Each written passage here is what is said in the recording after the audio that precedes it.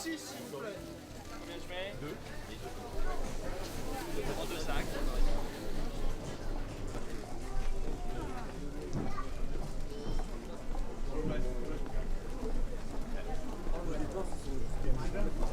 Oui, alors nous avons le quartier principal, c'est le quartier Saint-Guénolé. Là se trouve effectivement la fontaine.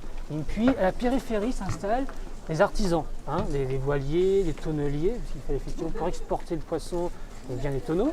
Et puis des sabotiers. Donc, un artisanat local en 11% en fait de population concarnoise en 1780 hein, d'artisans, une trentaine de pourcents de marins, et vous voyez à peu près même pas 8%, hein, 7-8% d'hommes de robe, hein, des officiers, des hommes des impôts, des hommes de robe, hein, tout ça effectivement c'est une infime minorité. Hein. Alors, donc on trouve 40% voyez-vous, de marins et d'artisans. Le commerce qu'on voit actuellement, c'est des années 40, hein, c'est d'après-guerre. Mais antérieurement, nous avions effectivement eh bien, des maisons d'artisans, tout simplement. Hein. Alors, le quartier central, c'est la bourgeoisie, hein, les négociants, les notaires, les avocats, les procureurs. Et à la périphérie, nous avons eh bien, des artisans qui s'installent tout simplement à la périphérie de l'église Saint-Guénolé. Reste actuellement de cette église Saint-Guénolé eh bien, les frontons, hein, la porte d'entrée principale, tout simplement.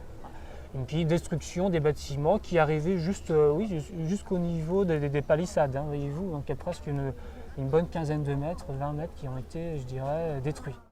Donc ces maisons hein, devant nous appartenaient au départ eh bien, à des marins qu'on appelle maîtres de barque, donc des marins aisés. Et ces marins aisés, disons, avaient établi en même temps que leur habitation principale, je dirais accolé juste eh bien, ce qu'on appelle un cellier ou une presse à sardines, pour pouvoir après exporter ce poisson au-delà de Concarneau. Alors c'est ça, si Concarneau, hein.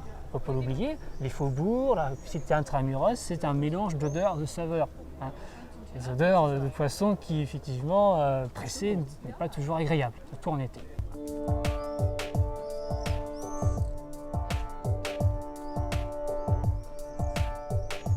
Pour la porte du passage, par où transitaient non seulement les passagers venant de la campagne, du pays vanté, mais aussi les charrettes chargées de blé, hein, de planches, de toutes les vaches hein, venant des environs, pour passer dans la partie terrestre donc de l'Auriac, sur la partie gauche du Moros, vers Concarneau et puis après donc prendre le chemin de Quimper.